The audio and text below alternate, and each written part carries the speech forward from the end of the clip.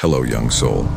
Welcome to the Daily Horror Channel. If you are afraid of real and scary reports, this channel is not for you. I suggest you leave this video, but if you are not afraid of listening to these horrifying reports, I suggest you subscribe to the channel so you don't miss the next stories.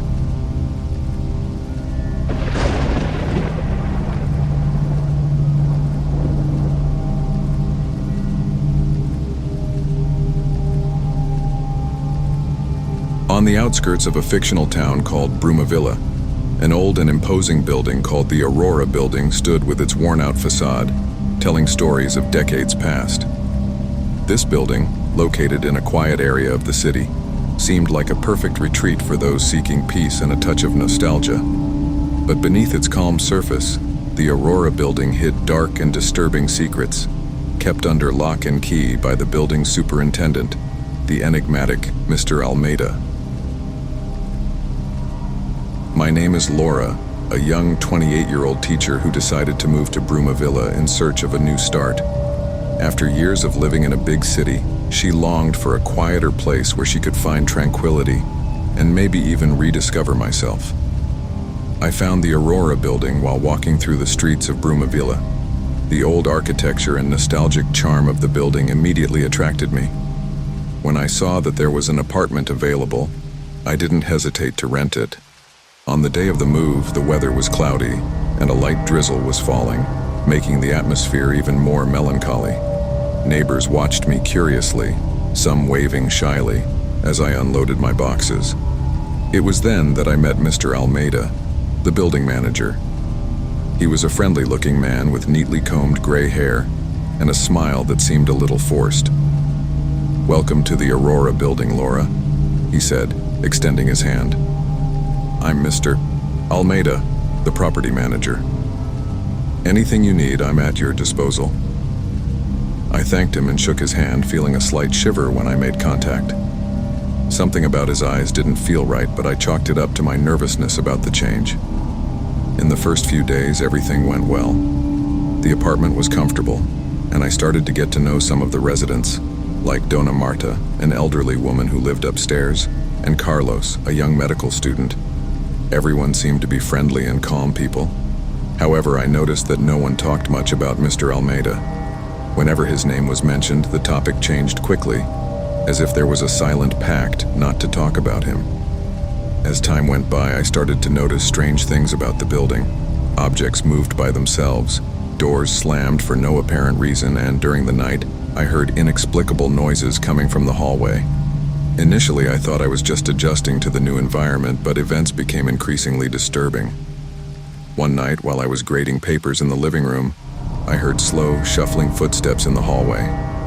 I got up to check, but I didn't see anyone. The lights in the hallway flickered, and I felt an icy cold rush through my body. I walked back to the apartment, trying to convince myself that it was just my imagination, but things only got worse. I started having frequent nightmares about Mr. Almeida. Always with that strange smile and empty eyes, I woke up in a cold sweat, with the feeling that something was very wrong.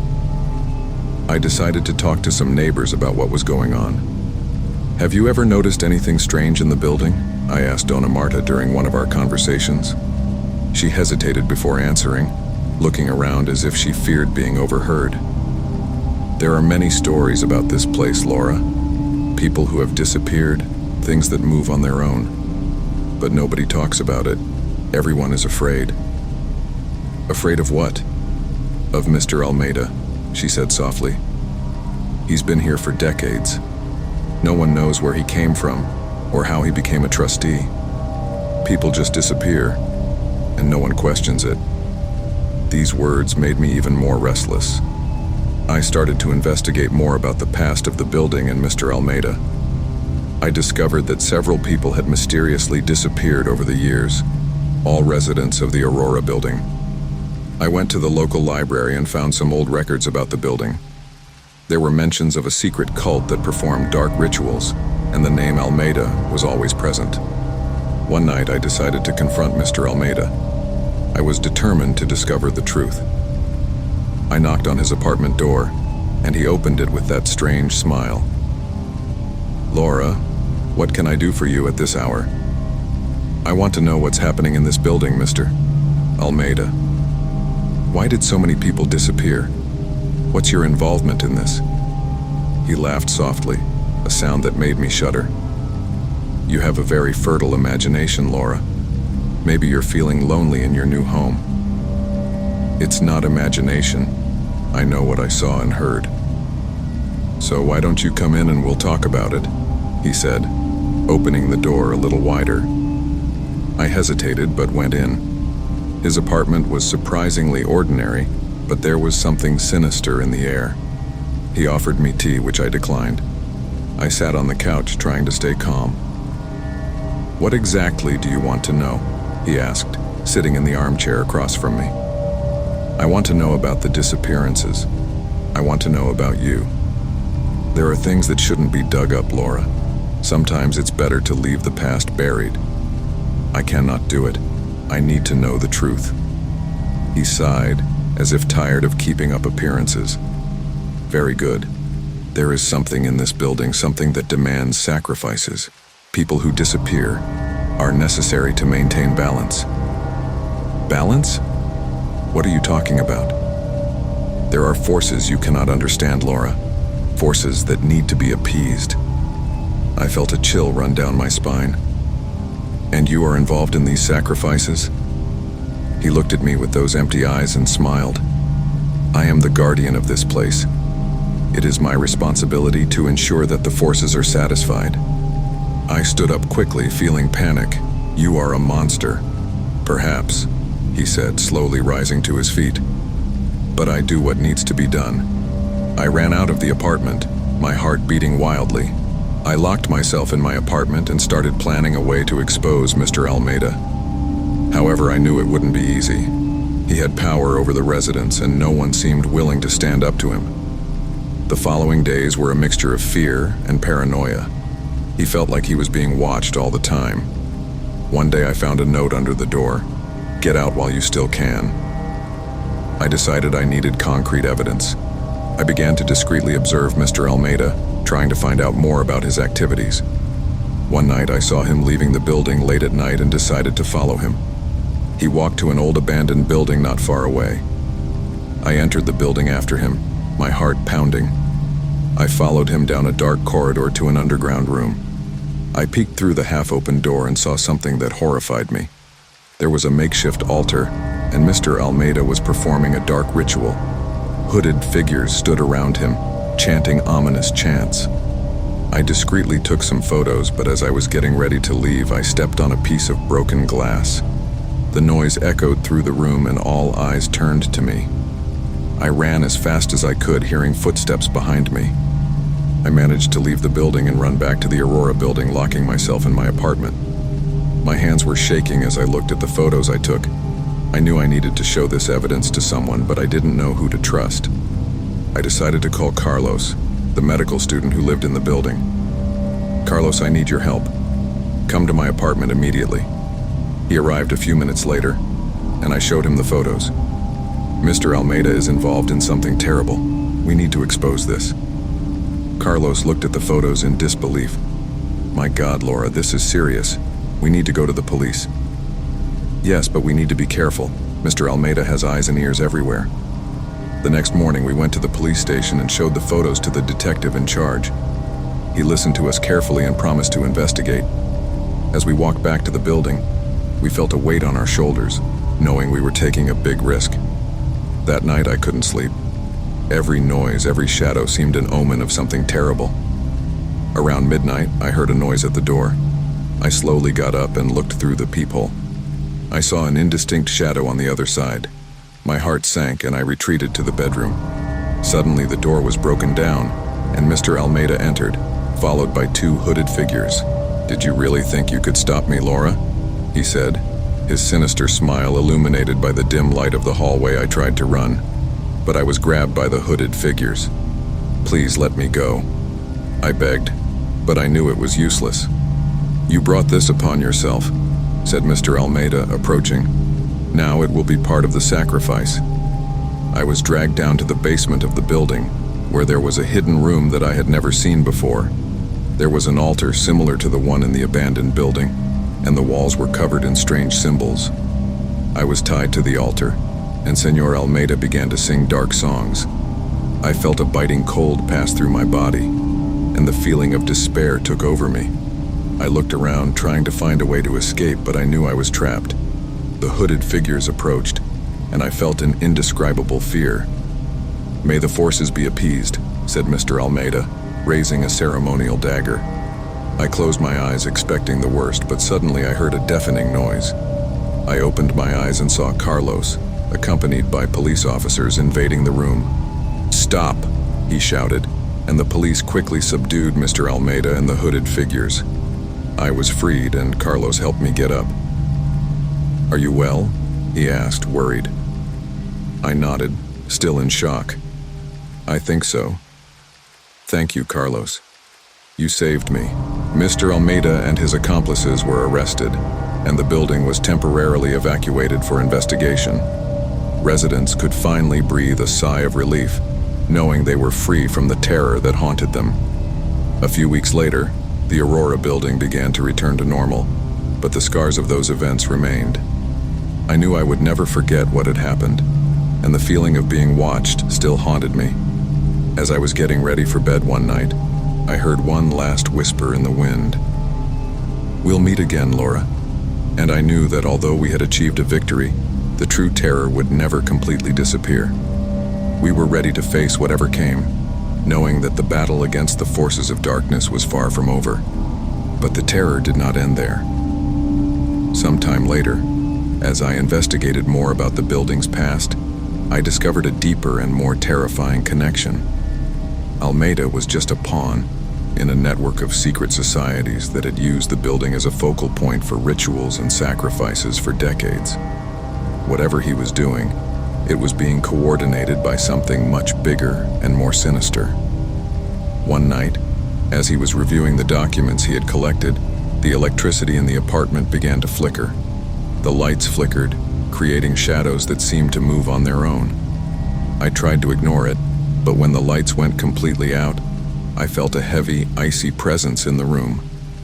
The flashlight on my cell phone barely illuminated the darkness.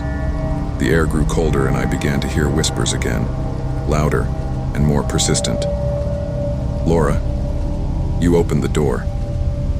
I felt a chill run down my spine. Suddenly, my bedroom door closed with a bang, and I heard shuffling footsteps approaching. The figure that entered was not Almeida, but an even more sinister presence, a shadow with incandescent eyes that seemed to swallow the little remaining light. "Did you think you could stop us?" I tried to run, but I felt invisible hands hold me back. I was dragged through the apartment, screaming, but the sound seemed to be sucked away by the darkness. The figure pulled me over to the room's mirror, which began to glow with an ethereal light. I saw my reflection distorted, surrounded by shadowy figures. "The truth is beyond what you can comprehend," the figure whispered, and I was thrown against the mirror. The last thing I saw before everything went dark was my reflection disappearing, replaced by a deep darkness. I felt like I was being sucked into another world, a place where the evil that haunted the Aurora building was just the beginning of a much bigger nightmare. When I finally regained consciousness, I was lying on the floor of my apartment. The lights were on again, and everything seemed normal, but I knew something had changed. The terror we experienced was not an isolated event. It was a fraction of a greater evil, and the building was still connected to that darkness. Carlos ran into the apartment, worried. "Laura, I heard you screaming. Is everything okay?" I looked at him, knowing that the peace we sought would never truly come. "No, Carlos, this is just the beginning. We need to prepare. Something much bigger is coming." And so, as we prepared to face the unknown, we knew the real battle was just beginning. The forces manipulating the Aurora building were still out there, waiting for their next opportunity to attack.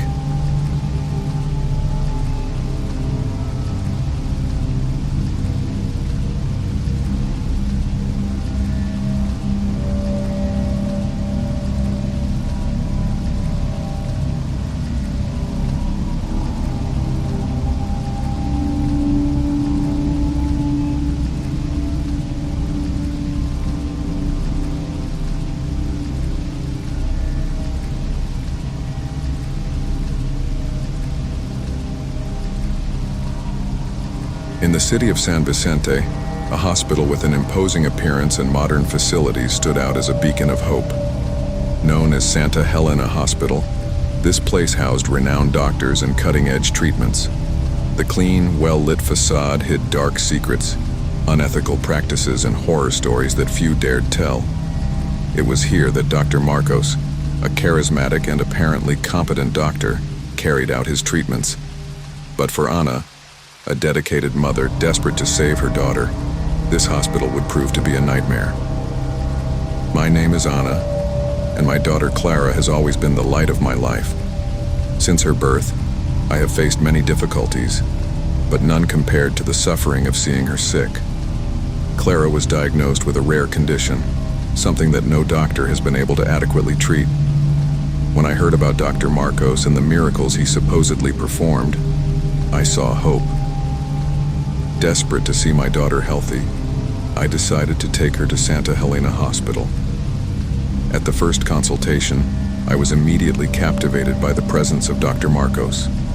He was charming, with a confidence that conveyed security. His room was impeccable, decorated with diplomas and certificates that attested to his abilities. Clara felt comfortable with him, which made me feel relieved. He promised he would do everything in his power to cure her, and for the first time in months, I felt a spark of hope. The first days of treatment were uneventful. Clara seemed to be responding well, and the hospital staff were attentive and professional. However, signs soon began to emerge that something was wrong. Clara began to have terrible nightmares, waking up in the middle of the night crying and shaking. She said she saw shadows moving around the room and heard scary whispers. I tried to comfort her, telling her they were just dreams, but deep down, she felt a growing uneasiness. One night, while Clara was sleeping, I decided to investigate the room. I felt a cold draft and a faint sound, like a distant whisper. I searched the environment, but didn't find anything out of the ordinary. Even so, the feeling that something was wrong persisted. I started paying more attention to the details, and it was then that I noticed small changes. Objects that moved around, doors that were open when I was sure I had closed them, and shadows that seemed to dance on the walls. One day, while waiting for Clara in the waiting room, I met a nurse named Beatrice. She was kind and caring, but there was something in her eyes that conveyed constant concern. After a few conversations, Beatrice began to open up to me, revealing that she had doubts about Dr. Marcos's methods. According to her, patients who seemed to improve suddenly became worse without explanation, and some disappeared without a trace. At first I thought she was exaggerating, but her words planted a seed of doubt in my mind. That night, Clara had a severe relapse. I was desperate, but Dr. Marcos assured me that it was just a phase of the treatment and that she would soon recover. However, Clara's condition continued to worsen. Increasingly, she became pale and weak, and her nightmares became more frequent. I decided I needed to find out what was really going on. I waited until dawn, when the hospital was quiet and most of the staff had left. I went to Dr. Marcos's office, determined to find some clue. I went through his files and found a diary hidden in a locked drawer. The notes were disturbing. He described experiments carried out on patients, mentioning unauthorized procedures and results that seemed straight out of a horror movie. The diary told of a tormented spirit he had conjured during a ritual, believing it would give him the power to cure any illness. But instead, the spirit began to haunt him, demanding more and more sacrifices. As I read, I felt a presence behind me. I turned quickly and saw a shadow moving across the room. My heart raced. I ran out of the office, holding the diary tightly. He needed to find Beatrice and tell her what he had discovered. I found Beatrice in the hallway, and together, we decided to confront Dr. Marcos. When we arrived at his office, he was there, with an expression of fury that I had never seen before I told him about the diary and the shadows, but he just smiled coldly. "You don't understand," he said, his voice full of contempt. "Everything I did was to achieve medical perfection, but the spirit wants more than I can give." Before we could react, the shadows in the room began to move violently, forming the figure of a pale, disfigured man. The spirit advanced on Dr. Marcos, who screamed in pain and terror. Beatriz and I ran outside, hearing Dr. Marcos's screams echoing through the hallway. When the situation seemed to be out of control, I heard Clara's faint voice calling out to me. I ran to her room and found her awake, scared but conscious. I picked her up, and with Beatriz by my side, we left the hospital as quickly as possible. I reported everything to the authorities, who investigated the hospital and discovered Dr. Marcos's macabre experiments. The hospital was closed, and Dr. Marcos was arrested, but the shadows and whispers never left my mind. Clara recovered slowly, but the emotional scars from that nightmare stayed with us for a long time. The story of St. Helena Hospital has become a dark legend, a reminder of what the obsessive pursuit of power and knowledge can do. And although Dr. Marcos was arrested, I knew that the tormented spirit was still out there waiting for his next victim. I returned to our city with Clara, trying to rebuild our lives. But the hospital experience left us scarred forever. On silent nights, I can still hear the whispers and feel the presence of shadows. And I know that somewhere, the spirit still seeks revenge and redemption. My story may seem unbelievable, but it is a warning to everyone. Sometimes true terror is hidden behind a facade of normality, and those who seek power at any cost may end up paying a terrible price. As I write these last words, I feel a chill run down my spine. I know that the fight against evil is not over yet, but I am determined to protect my daughter and face any shadow that comes our way. And so, the story of the doctor's hoax continues, awaiting its next chapter in the shadows of night. The days that followed were filled with attempts to forget what I experienced that night. I avoided talking about it and avoided that route at all costs. However, the nightmares wouldn't leave me alone. The pale figure and the whispers continued to haunt me, even from a distance. I felt like my sanity was hanging by a thread and that the only way to find peace was to discover the truth behind the haunting. I spoke again with Sir Jorge and other truck drivers who had stories about the Estrada dos Desaparecidos. Together, we were able to gather information about the truck driver who had supposedly died on the road. His name was Miguel, a young man who worked tirelessly to support his family. One night during a violent storm, he lost control of his truck and died in a horrible accident. His death was so sudden and tragic that many believed his soul never found rest. With the help of some friends, I decided to return to Estrada dos Desaparecidos. I didn't know if I was looking for answers or a way to finally free myself from the torment. I felt that in some way, it was my duty to help Miguel's soul find peace. It was a moonless night when I entered the road again, prepared to face the horrors that awaited me. This time, I wasn't alone. Mr. Jorge and some other truck drivers accompanied me, determined to help solve the mystery. As we progressed, the same disturbing events began to occur. Lights flickered, whispers echoed in the darkness, and the feeling of being watched was constant. Finally, we arrived at the scene of Miguel's accident. The road still showed signs of the tragic event, with marks on the asphalt and debris scattered across the area. We lit candles and recited prayers, hoping that this would help Miguel's soul find rest. The pale figure appeared again, but this time his expression was different. Instead of despair, there was a look of relief and gratitude. "Thank you," whispered the figure before disappearing into the darkness. The feeling of overwhelm disappeared, and we knew we had finally helped Miguel find peace. The Estrada dos Desaparecidos was never the same after that night. The disturbing events stopped, and truck drivers were able to use it again without fear. My experience on the road taught me that there are things that are beyond our understanding, but that compassion and courage can overcome even the greatest terrors. However, there is always an opening for the mysteries to return. As I walked away from the road of the missing, I knew that the road and its dark secrets still existed, awaiting those who dared cross its path. Michael's pale figure may have found rest, but other tormented souls still wander the deserted roads, hoping for redemption and peace. My journey is over, but the road continues, ever watchful and full of dark mysteries. By sharing this story, I hope other truckers and travelers will be more careful when crossing deserted roads and remember that not everything can be explained by logic and science. Sometimes the unknown lurks in the shadows, waiting for the right moment to reveal itself. And it is in these moments that courage and compassion become our greatest weapons against the terror that lurks in the darkness.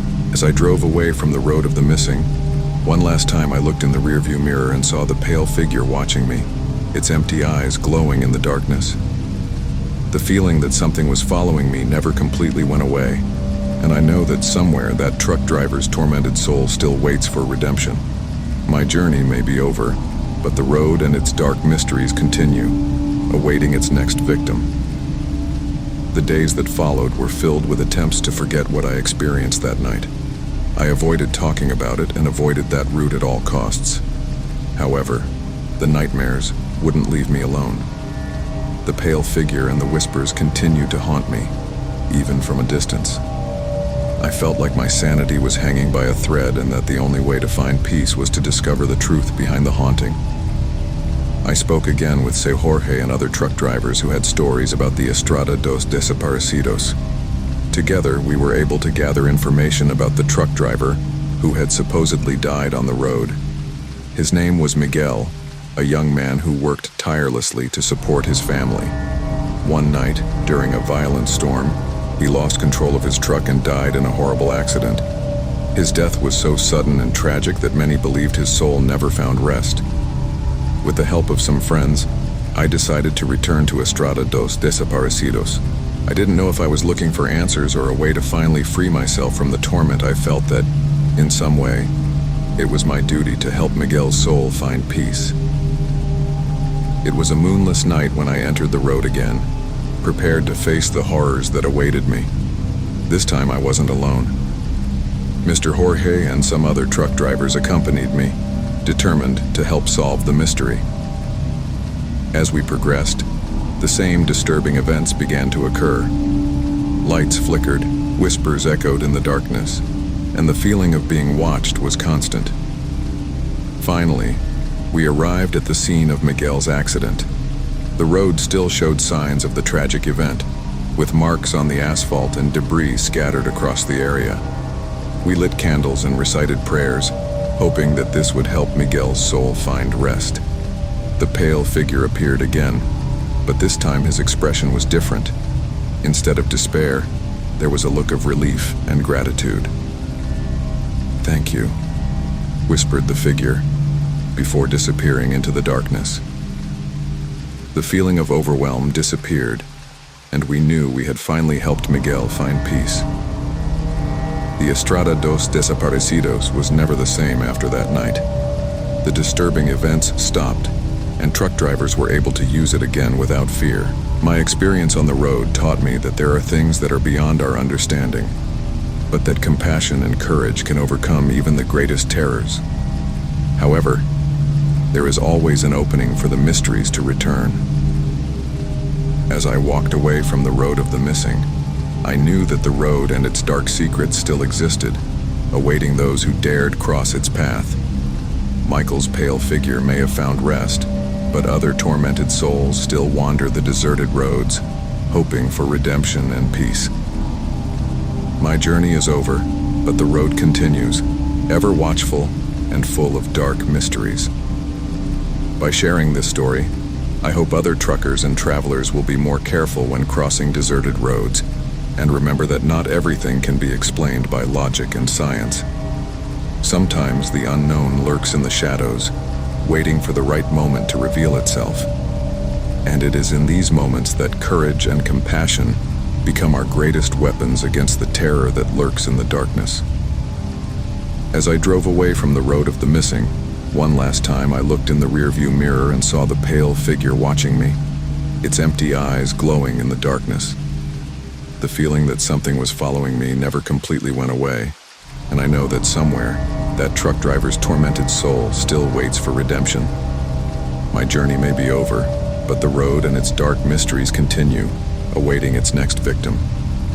The days that followed were filled with attempts to forget what I experienced that night. I avoided talking about it, and avoided that route at all costs.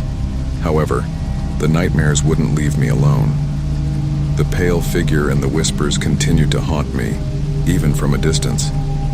I felt like my sanity was hanging by a thread, and that the only way to find peace was to discover the truth behind the haunting. I spoke again with Seu Jorge and other truck drivers who had stories about the Estrada dos Desaparecidos. Together, we were able to gather information about the truck driver who had supposedly died on the road.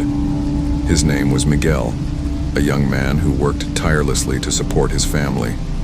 One night, during a violent storm, he lost control of his truck and died in a horrible accident. His death was so sudden and tragic that many believed his soul never found rest.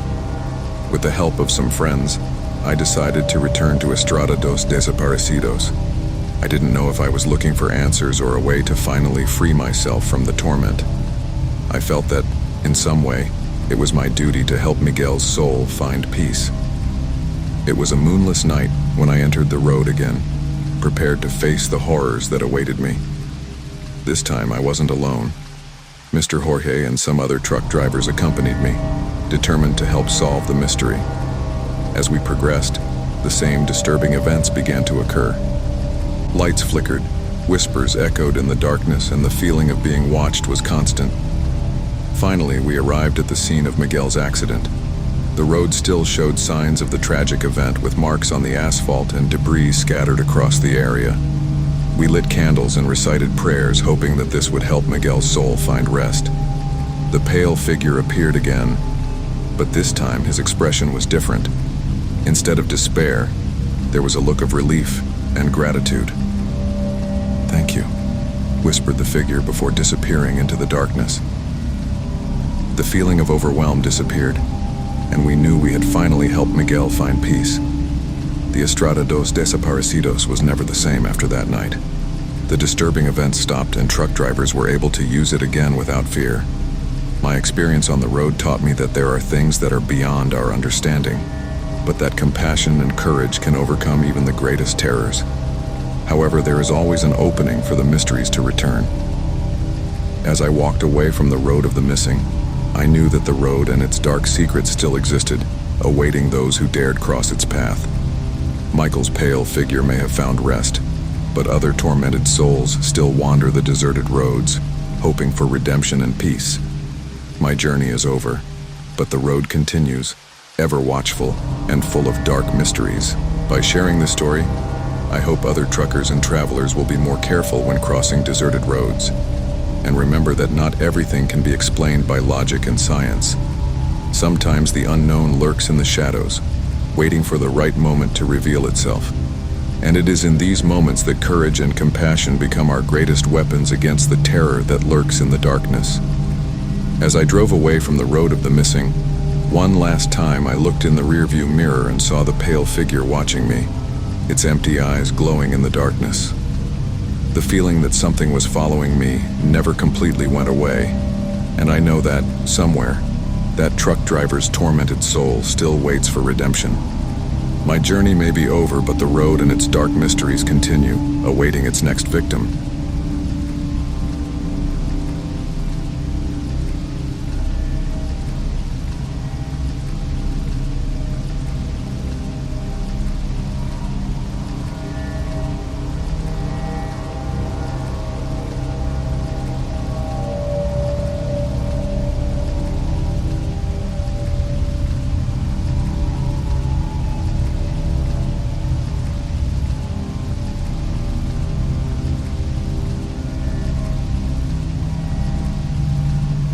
In the small coastal town of São Tomé do Sul, where the sea breeze brought with it an air of tranquility, and the streets were filled with friendly smiles, a dark secret was hidden. The local church, led by the charismatic Pastor Miguel, was the beating heart of the community, bringing residents together in fervent faith. However, behind the church walls, sinister rituals and disturbing secrets awaited those who dared question. My name is Mariana. After losing my job in the big city, I decided to start over in a quieter place where I could find peace and stability. São Tomé do Sul seemed like the perfect getaway. I found a small apartment close to the center and soon began to integrate into the community. Everyone was very receptive, but it was Pastor Miguel who offered me the greatest support. He helped me find a job at the local library and invited me to attend church meetings. At first, everything seemed perfect. The people at the church were friendly and welcoming. Pastor Miguel's sermon was always inspiring, conveying a sense of unity and hope. However, I started to notice some peculiarities. The meetings were attended by all residents, but there was a select group who always stayed late.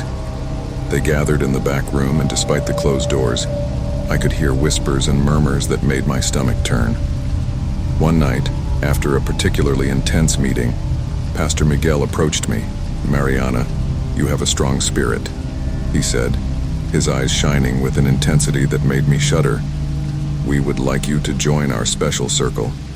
It is an honor reserved for few." Although I felt flattered, something about your proposal made me uneasy. There was a darkness in his eyes that I couldn't ignore. I decided to accept, more out of curiosity than my own will. That same night I was taken to the back room.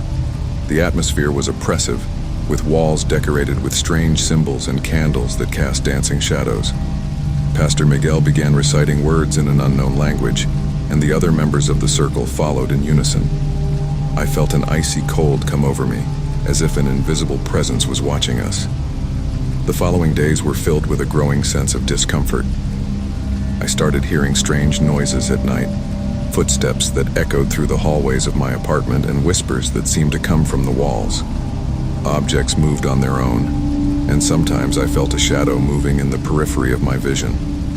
I told some church members about what was happening, but they just smiled enigmatically and told me to trust Pastor Miguel. My paranoia increased every day. I decided I needed to find out the truth about what was happening at the church. I began to investigate discreetly, going through old files in the library and asking older residents about the history of the town and the church. That's how I met Donna Elisa, an elderly woman who lived on the outskirts of the city. She told me disturbing stories about the founding of the church and about Pastor Miguel. According to her, Miguel was not only a spiritual leader, but also a practitioner of occult rituals that involved human sacrifices. "He manipulates people's minds," she said, her eyes full of fear.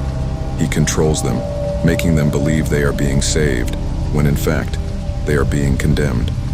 With these revelations, my determination to expose the truth increased. I started following Pastor Miguel, trying to find out more about his rituals. One night I decided to sneak into the church after meeting hours. I waited until everyone had left and went in through the back door. The church was silent, but there was a palpable sense of evil in the air. As I explored the dark hallways, I heard the whispers and murmurs again. I followed the sound to a small underground room. The door was ajar, and when I peeked through a crack, I saw Pastor Miguel and some members of the circle around an altar. There was an ancient book and a ceremonial knife on the altar, and a hooded figure lay, bound, in the center of the circle. The ritual began with Miguel reciting words in an ancient language. The atmosphere became heavy, and I felt a piercing cold take over the place. The figure on the altar began to writhe and scream, but the screams were drowned out by the chanting of the members. My heart was pounding, and dread took over me. I knew I needed to do something, but I was paralyzed by fear. Suddenly, I felt a cold hand on my shoulder. I quickly turned around and saw one of the circle members staring at me. "What are you doing here?" he whispered, his voice thick with threat. I tried to break free, but he held me tight. Before I could scream, he dragged me into the room. Pastor Miguel stopped the ritual and looked at me with a sinister smile. "Ah, Mariana, I see that your curiosity has brought you here. You're stronger than I thought," he said, moving closer. "Perhaps you can join us in a deeper way." Absolute dread gripped me as I was forced to participate in the ritual. The chanting increased, and the figure on the altar continued to writhe and scream. I felt the presence of something evil in the air, something that was being invoked by Miguel's rituals. I fought against the ties that held me, but it was useless. I was trapped in that nightmare, not knowing how to escape. As the chanting continued, the figure on the altar began to emit a strange light, and I felt an invisible force pulling me toward the center of the circle. My body was lifted into the air, and the pain was unbearable. I felt like my soul was being ripped from my body. The screams of the figure on the altar merged with mine, and everything around me began to spin. Suddenly, I heard a loud bang and everything went dark. When I opened my eyes, I was alone in the room. The altar was empty and the candles were out. I felt a presence around me, but there was no one visible. Panic gripped me as I tried to understand what had happened. I got up, still feeling the pain in my body, and ran out of the church. The cool night air was a relief, but she knew she wasn't safe. I needed to find help and expose what had happened, but who would believe me? I went back to the apartment and locked all the doors and windows. I felt like I was being watched, as if the eyes of Miguel and his followers were everywhere. During the night, I heard footsteps and whispers and saw shadows moving in the darkness. The next morning, I decided to go to the police. I told them everything I had seen, but they looked at me skeptically. "Pastor Miguel's church is a respected institution," said one of the police officers. "You must be mistaken." Desperate, I returned to Dona Elisa's house. I told her what had happened, and she looked at me with deep sadness. "You now carry the weight of knowledge," she said, "but you're not alone. Let's fight this together." That night, Dona Elisa and I decided to perform a protection ritual in my house. We light candles and recite ancient prayers, trying to create a shield against Miguel's influence. I felt a little relief, but I knew that wouldn't be enough. Days turned into weeks, and my life became a cycle of fear and constant vigilance. Pastor Miguel and his followers continued to haunt me, and the whispers and shadows never completely disappeared. I knew I needed to find a way to end this once and for all. I decided to confront Miguel directly. I returned to church, this time prepared for anything. I took with me the evidence I had collected and a determination to end his reign of terror. When I entered the church, I was welcomed by Miguel and his followers. "I see you're back," he said with an evil smile. "Are you ready to join us?" "I'm not here to join you," I replied, my voice firm. "I'm here to end this." Miguel laughed, but there was a shadow of doubt in his eyes. "Do you think you can stop us?" he asked. "We are stronger than you know." Before he could react, I threw the evidence on the floor and began to recite the words of the protection ritual that Dona Elisa had taught me. Miguel's followers tried to stop me, but an invisible force stopped them. The atmosphere became heavy, and I felt the presence of something powerful next to me. Miguel tried to use his influence to manipulate me, but his words were no longer effective. I continued reciting the ritual, my voice increasing in intensity. The shadows around us began to dissipate, and the followers' screams echoed throughout the church. Finally, with one last effort, Miguel fell to his knees, his expression one of defeat. "You cannot destroy us," he said, his voice weak. "There will always be darkness." "But not today," I replied, finishing the ritual. Light filled the church, and I felt the evil presence disappear.